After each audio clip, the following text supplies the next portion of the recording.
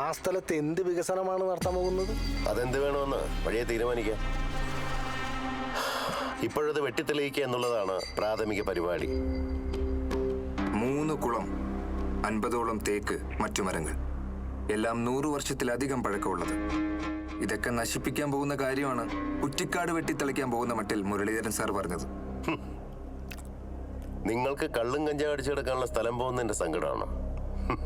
അതോ നിങ്ങൾ ആ സ്ഥലത്തിന് എന്തൊരു പേരിട്ടിട്ടുണ്ടല്ലോ, മൂന്നാറോ കൊടൈക്കനാലോ, എന്താ അത്?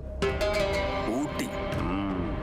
അത് ഞങ്ങളിട്ട പേരല്ല, ഇവിടെ പഠിച്ചുപോയി ആരോ ഇട്ടതാണ്.